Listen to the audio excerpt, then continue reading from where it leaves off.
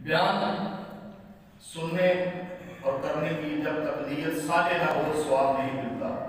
میں بھی نیت کرتا ہوں فقط اللہ کی رضا کے لیے اور اللہ کے ولی کی شان کو بیان کرنے کے لیے، تاکہ اللہ کے ولیوں کی عظمت ہمارے دل پہ بیٹھے اور ہم بھی ان کے نقش قدم پر چلیں اور اپنی زندگی کے قبلے درست کریں۔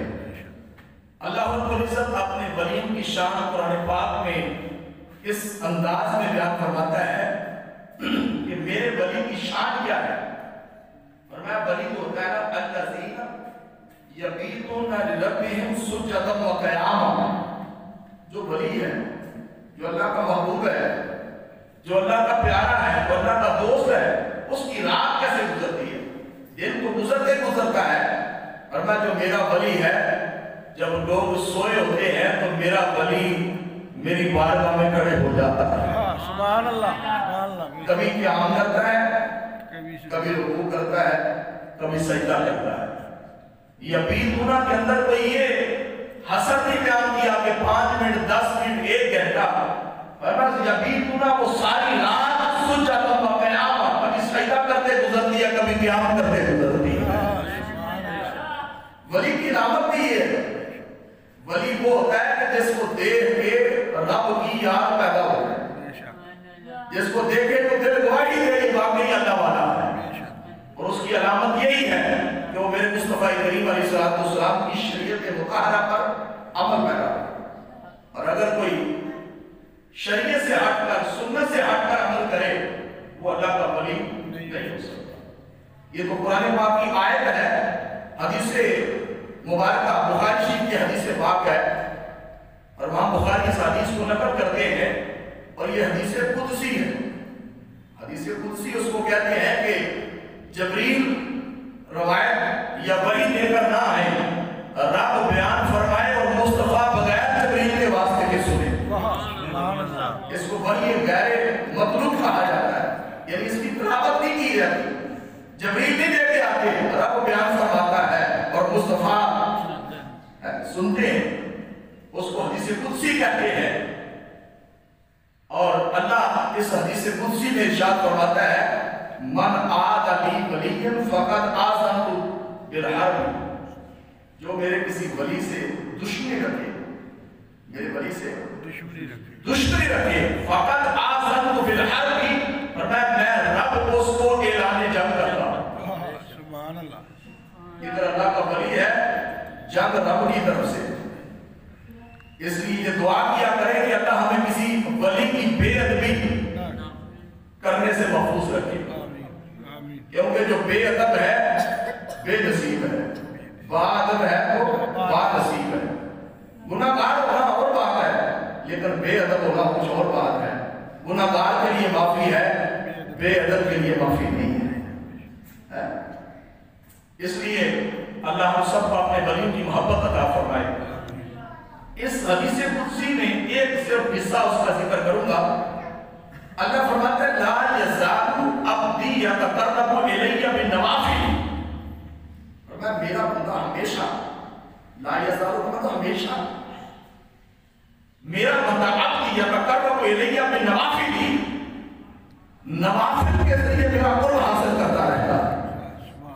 اللہ کا قرب پانے کا ذریعہ کیا ہے؟ نفل پڑھنا۔ اللہ کی قرب پانے کا ذریعہ کیا؟ ذکر اللہ کرنا۔ اللہ کے قرب کا ذریعہ کیا ہے پانے کا؟ درود پڑھنا۔ اور جندہ ادھر نفل پڑھتا جاتا ہے فرض کے بعد، اگر کوئی فرض چھوڑ دیتا ہے اس کا نفل بھی قبول نہیں۔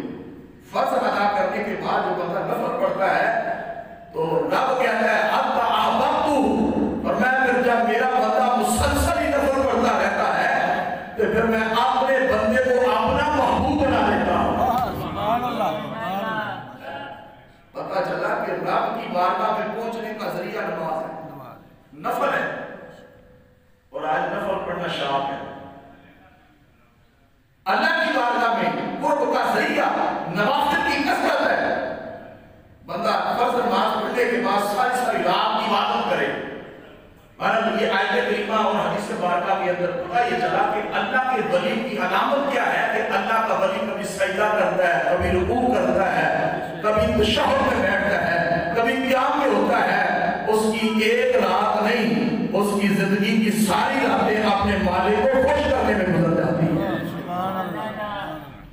اور یہ تمام اوصاف کے جامع خواجہ غریب نواز سلطان الہند رحمۃ اللہ علیہ کی ہستی ہے۔ آپ نے مناقب باسعادت، تھوڑا سا آپ کا شجرے کے حوالے سے، آپ کی تعارف کے حوالے سے میں عرض کروں، کیونکہ اللہ کے ولیوں کا تذکرہ کرنا بھی بخشش کا ذریعہ بن جاتا ہے۔ خواجہ غریب نواز سلطان الہند ولادت باسعادت 537 ہجری کو ہوئی، 537 ہجری، وہ پرانے بزرگ ہے۔ آپ کا نام مبارک حسن، القاب غریب نواز سلطان الہند، عطائے رسول اور معین الدین سنجری رحمۃ اللہ علیہ، 12 واسطوں سے آپ کا سلسلہ نسب حضرت مولا مشکل کشا تک پہنچ جاتا ہے۔ یعنی 12 واسطوں سے آپ کا جو نسب نامہ ہے وہ مولا مشکل کشا علی مرتضیٰ کرم اللہ وجہ کریم تک پہنچتا ہے۔ آپ حسنی اور حسینی سیت ہیں۔ خواجہ غریب نواز رحمۃ اللہ علیہ آپ نے بچپن میں حفظ کر لیا تھا، حافظ قرآن بھی تھے۔ پتہ یہ چلا کہ اللہ کے ولی قرآن بھی حفظ کرتے، قرآن کے حافظ تھے۔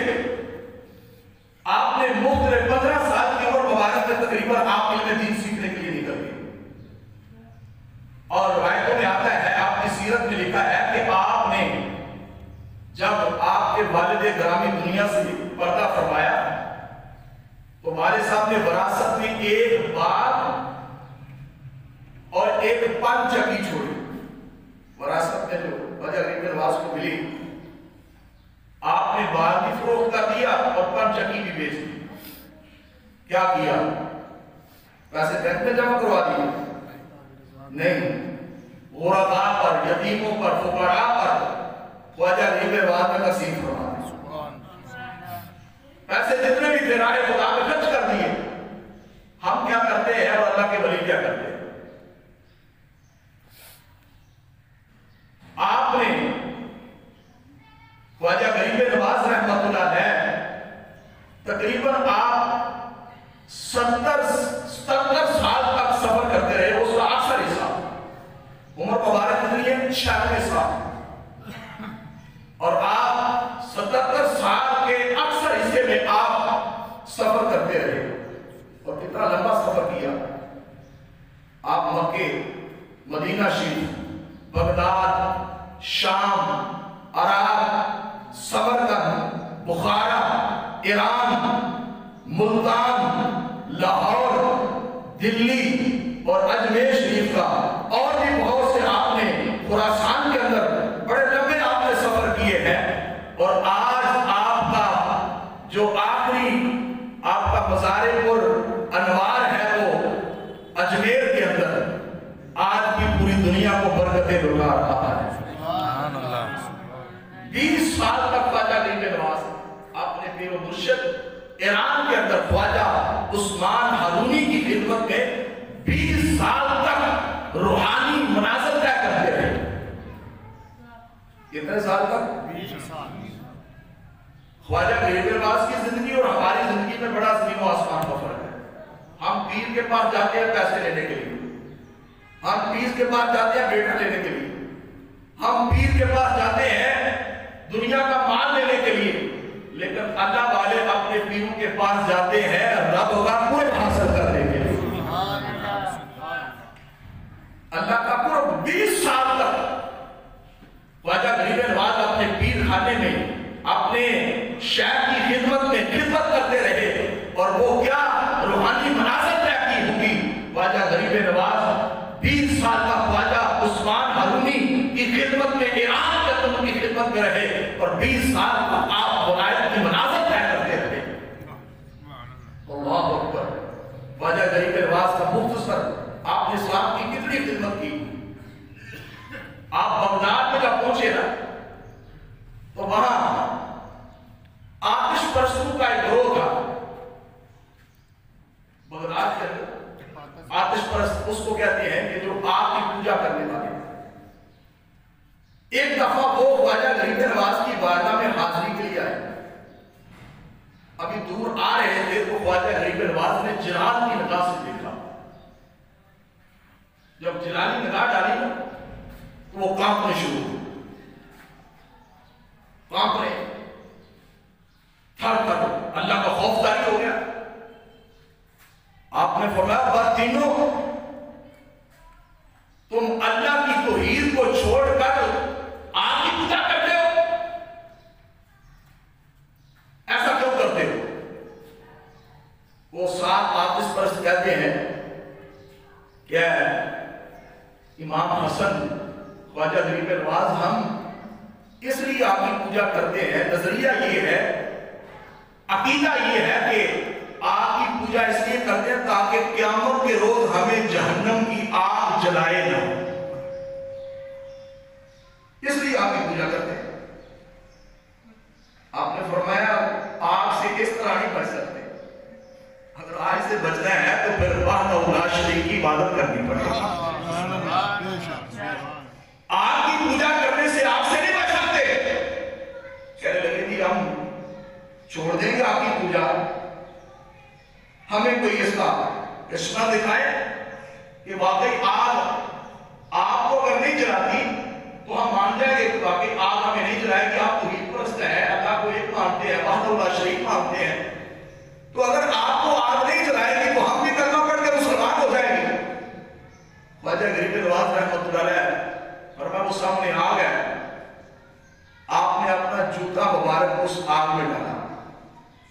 فرمایا غریب نواز بڑی دور کی بات ہے, یہ آگ تو غریب نواز کا جوتا بھی نہیں جلا سکتی. سبحان اللہ. یہ تو وہ جوتا جو ایک اللہ کے ولی کے قدم سے مس ہو گیا ہے. ارے وہ جوتا, یہ دنیا کی آگ اللہ کے ولی کے جوتے کو بھی تکلیف نہیں دے سکتی. آپ نے جب جوتا آگ میں پھینکا, فرمایا آگ میرے جوتے کو جلانا نہیں ہے. آتش پرستوں نے دیکھا وہ آگ جو ابراہیم علیہ السلام پر گلزار بن گئی تھی, آگ میرے مصطفیٰ کے نواسے امام حسن خواجہ غریب نواز کا جوتا دیکھا, آگ ٹھنڈی پڑ گئی. جب آتش پرستوں نے یہ آپ کی کرامت دیکھی تو اسی وقت کلمہ پڑھ کے مسلمان ہو گئے. اسی لیے کہتے ہیں نگاہ ولی میں وہ تاثیر دیکھی.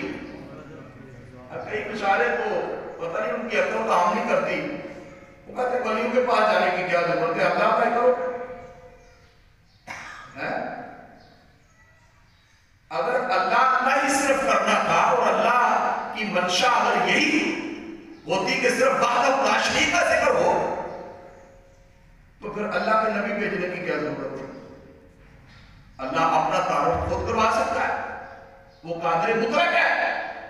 اللہ کا نظام یہی ہے. اور جیسے اولیاء کا مفتی احمد یار کا نعیمی رحمۃ اللہ فرماتے ہیں, جیسے دنیا کا کوئی نظام چلانے کے لیے, کسی ملک کا نظام چلانے کے لیے ہمارے وزراء ہوتے ہیں, فرمایا روحانی طور پر دنیا کا نظام چلانے کے لیے بھی اللہ کے ولیوں کی ڈیوٹی مقرر ہے. اور اگر یہ نہ ہو تو آج دنیا تو بہت برباد ہو جائے. وہ 7 افراد جو آتش کرتے آگ کی پوجا کرتے تھے, خواجہ غریب نواز کی جوتی کو جب آگ نہ جلا سکی انہوں نے کلمہ پڑھ لیا, مسلمان ہو گئے. اور جب خواجہ غریب نواز نے نگاہ پھری تو ان کو ولی بنا دیا. یہ کہتے ہیں نگاہ ولی میں وہ تاثیر دیکھی, بدلتی ہزاروں کی تقریر دیکھی. اور یہ کمال کا حاصل ہوتا ہے, یہ روحانیت کے مناظر کام کہتے ہیں. خواجہ غریب نواز ہند الولی کعبہ کے اندر واقع عبادت ہے, اور میں عبادت میں مصروف تھا. ہاتھ میں گاڑی سے آواز آئی, اے غریب نواز ہم نے تجھے اپنی بارگاہ کا مقبول بندہ بنا دیا.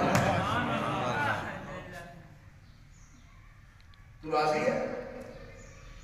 خواجہ غریب نواز کی سیرت میں لکھا ہے, آپ نے عرض کیا مالک تیرا شکر ہے, اس سے بڑھ کر اور کیا نعمت ہے کہ تو نے مجھے قبول فرما لیا. تو نے مجھے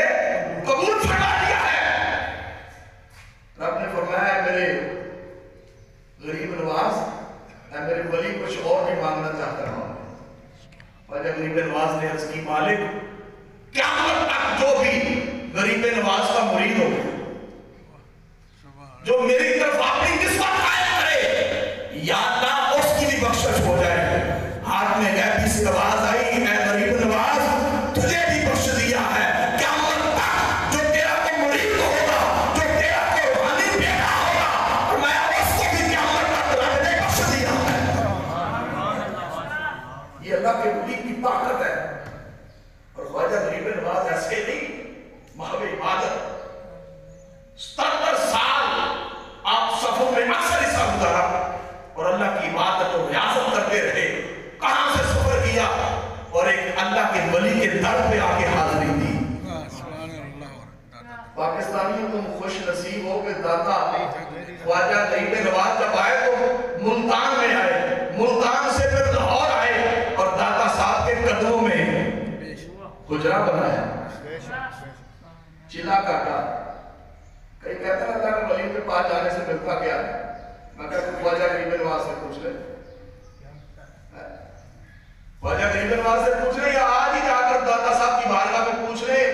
میں کہتا ہوں دنیا کی جس ہمارے استاد مکرم امیر المجاہدین فرمایا کرتے تھے رضوی صاحب, اور میں سچے دل سے انسان تصور کر کے جائے داتا صاحب کی بارگاہ میں صدق کے دل سے عقیدہ درست ہو یقین محکم ہو, اور میں اپنی سیڑھیاں چاہے گا نہیں دنیا کی جس نعمت کا سوال کر کے دل میں جائے رب داتا کی نگری میں جانے سے اور اللہ کے ولی کی برکت سے وہ نعمت عطا فرما دے. لیکن یقین محکم ہونا چاہیے, بس ان کا شکار ہے نہیں ہونا چاہیے. تو خواجہ غریب نواز جب اتنے بڑے ولی آپ کے قرب میں بیٹھ کر جب چلا کاٹا پہ آخر میں کہنا پڑا گنج بخشے فیض عالم مظہر نور خدا ناقصانہ پیر کامل کاملانہ رہنما. جب اللہ کے ولی کی صحبت میں بیٹھے زندے کے نہیں قبر میں چلے گئے. اشرف علی خان کی دیوبندیوں کا بہت بڑا علامہ ہے, اس نے اپنی سوانح حیات میں لکھا ہے, اس نے کہا میں داتا صاحب گیا مجھے وہاں بہت روحانی سکون میسر آیا. روحانی سکون میسر آیا. کون کہہ رہے ہیں اشرف علی خان دیوبندیوں کا؟ وہ داتا صاحب کی بارگاہ میں جو بھی آیا ہے نیت اس کی صدق ہو, نیت میں اس کی صداقت ہو, اللہ اس کو نوازتا ہے. اور خواجہ غریب نواز بھی اللہ کے ولی اور داتا صاحب بھی اللہ کے ولی, داتا صاحب بھی اللہ کے ولی. تو حضور خواجہ غریب نواز یہاں چلا کاٹنے کے بعد پھر ہند کا اس وقت تو برصغیری تھا, آپ نے اجمیر کا ارادہ کیا اور سفر کر کے پیدل سفر ہوتے تھے. اب رستے میں کتنے لوگوں کو کلمہ پڑھایا, بغداد میں 7 آتش پرستوں کو مسلمان کیا, اور جب برصغیر پاک و ہند کے اندر آئے آپ کی تاریخ اور حیات میں لکھا گیا ہے فرمایا خواجہ غریب نواز نے اپنی زندگی کے اندر 90 لاکھ لوگوں کو کلمہ پڑھایا. سبحان اللہ. کتنے لوگوں کو؟ 90 لاکھ. ہاڑے کو پڑھاتا کو جی نہیں سیدھا ہوگا, نیت نہیں نہ صحیح.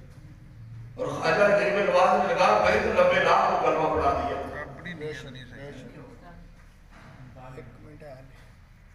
90 لاکھ کو کلمہ.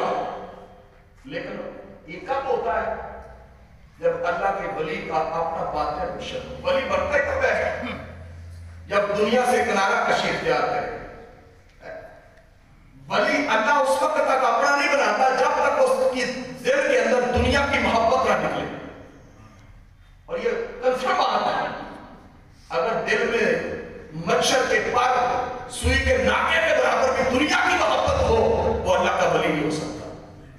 اللہ کے ولی کی ولی بننے کے لیے یہ شرط ہے وہ دنیا سے استغنا کر لے, ظاہر ہو جائے, منہ کر لے. اس کی محبت بھی اللہ کے لیے, اس کا حسن بھی اللہ کے لیے, اس کا زندگی میں رہنا بھی اللہ کے لیے اور دنیا سے جانا بھی اللہ کے لیے. بلکہ اللہ کا ولی قدم اٹھاتے ہی بات ہے پہلے رب کی بارگاہ میں اس کا مراقبہ کر کے جانا طلب کرتا ہے.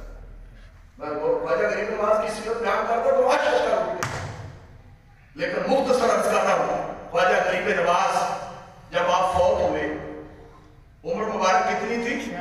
96 سال، اور جب آپ کا وصال ہوا اس وقت خواجہ غریب نواز رحمۃ اللہ علیہ آپ کی 6 رجب 633 ہجری میں آپ کا وصال کربلا ہوا، اور وقت کون سا تھا؟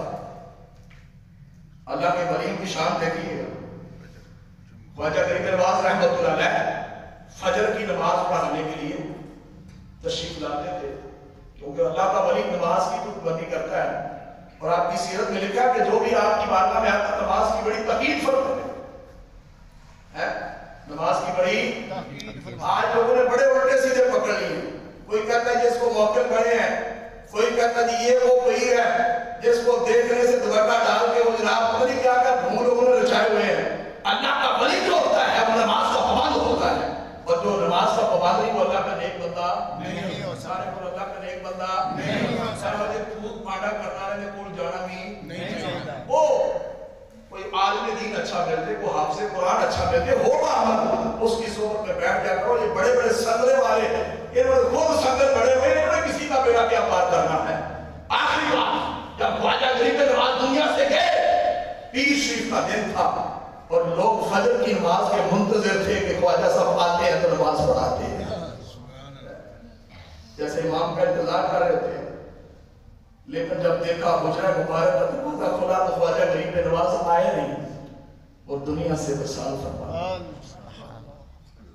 آپ کی سیرت میں لکھا ہے جب خواجہ غریب نواز کا وصال ہوا تو ایک غم کا سمندر ٹوٹ پڑا، لوگ نڈال ہو گئے۔ جب آگے بڑھ کے خواجہ غریب نواز ہند الولی عطائے مصطفیٰ معین الدین میرے مصطفیٰ کے نواز سے 12 پشتوں سے جا کے مولا علی سے ملتے ہیں، اور اتنا وقت گزرنے کے بعد جب ان کی پیشانی پر دیکھا تو لکھا کیا تھا؟ لکھا یہ تھا حبیب اللہ ما حبیب اللہ، اور میں یہ اللہ کا حبیب اللہ کی محبت میں دنیا سے فوت ہو چکا ہے۔ سبحان اللہ۔ زمین میلی نہیں ہوتی، کفن میلا نہیں ہوتا، محمد کے غلاموں کا بدن میلا نہیں ہوتا۔ ہو محمد کا غلام، 6 صدیے گزرنے کے بعد بھی میرے مصطفیٰ کا نواسا پیشانی پہ لکھا ہوا حبیب اللہ ما حبیب اللہ، فرمایا اللہ کا حبیب تھا تو اللہ کی محبت میں دنیا سے پردہ فرما گیا۔ یہ اللہ کے ولی کی علامت ہے، ناراض نہ ہوئیے گا۔ اللہ کا ولی دنیا میں اس حالت میں جاتا ہے اور اللہ کے ولی کو ماننے والا بھی اچھی حالت میں جاتا ہے، کوئی ناراض نہ ہوئے گا۔ غیر مقلدین اہل حدیث کا ایک مولوی ہے غلام اللہ، پنڈی میں فوت ہوا، دبئی میں اس کی فوتگی ہوئی، ولیوں کا۔ اس نے ایک دن کہا کہ آج میں نے معاذ اللہ فلاں کا آپریشن کیا، کل غوث پاک کا آپریشن کروں گا۔ ایسی موت آئی کہ دبئی کے ہسپتال والے کمرے میں چھوڑ کے بھاگ گئے، اس کی لاش ہسپتال میں چھت سے جا کے لگتی تھی، ڈیڈ باڈی پاکستان میں پنڈی میں آئی۔ ہمارے ایک انکل سلام اللہ ٹیچر کرتے ہیں، کہتے ہیں ان کا ایک رشتہ دار تھا، اس نے مجھے بات بتائی، اس کی تختی پر لکھا تھا اس کی جو چہرہ دیکھے گا وہ اپنا ذمہ دار خود ہوگا، اور میں محمد کے غلام وہ ہیں جب دنیا سے جاتے ہیں حبیب اللہ ما حبیب اللہ کی شکل میں جاتے ہیں، ان کے چہرے کو دیکھتے ہیں، لوگ کافر بھی کلمہ پڑھ کے مسلمان ہو جاتے ہیں، اور اللہ کے ولیوں کا جو مخالف ہے جب دنیا سے جاتا ہے تو چہرہ ڈھانپ کے جاتا ہے۔ اللہ ہم سب کو اللہ کے ولیوں سے محبت عطا فرمائے اور ان کے نقش قدم پر چلنے کی توفیق عطا فرمائے۔ ولی صرف یہ نہیں ہے، اور یہ تو کلچر ویسے ہی غلط ہے، یہ ہندو کلچر ہے، کسی دربار پہ ڈھول بجانا، باجے بجانا، خسرے بجانا، اور یہ کوئی ٹھیکریاں چاہ رہا ہے، کوئی جناب فلان چیز چاہ رہا ہے۔ اللہ کے ولی کی ساری لوگ نماز پڑھتے ہیں، دوسری نماز تو نہیں پڑھتے تھے۔ آج نیت کریں، ہمارا ان سے کوئی تعلق نہیں، اہل سنت وہ ہے، وہ ستھرا عقیدہ ہے جو میرے مصطفیٰ کریم علیہ السلام نے عطا فرمایا ہے، اور میں اہل سنت کی علامت کیا ہے، اور میں وہ حق پر ہوگا جو میری اور میرے صحابہ کی سنت پر ہوگا۔ شریعت کا پابند نہیں، ہمارا پیر نہیں، پیر وہی ہے جو قرآن کا قاری بھی ہو، مصطفیٰ کے فرمان کا حافظ بھی ہو۔ نماز کی پابندی آپ خود بھی کرتے، اپنے مریدین کو بھی کرواتے، تو ہمارا یہ حق بنتا ہے۔ ویسے ہی اللہ کا فرض ہے، تو خواجہ غریب نواز بھی نماز والے تھے، روزے والے تھے، 6 رجب الرجب کا آپ کا وصال ہوا، آپ کے سال ثواب کے لیے اپنے اپنے گھروں کے اندر اہتمام کر کے جتنا بھی ہو سکے ان کے لیے پڑھ کر سال ثواب کریں، کیونکہ زندگی میں موقع ملے تو آج بھی خواجہ غریب نواز کی بارگاہ میں ایک دیگ ایسی ہے کہ اس میں دنیا جہاں بھی جا کے کھائے تو اس دیگ کا لنگر ختم نہیں ہوتا۔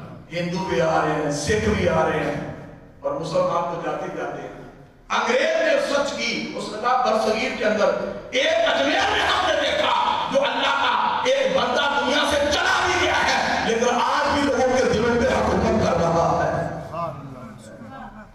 اس لیے ڈاکٹر اقبال کے شعر کا اختتام کرتا ہوں، کی محمد سے وفا تو نے تو ہم تیرے ہیں، کی محمد سے وفا تو نے تو ہم تیرے ہیں، یہ دو جہاں چیز ہے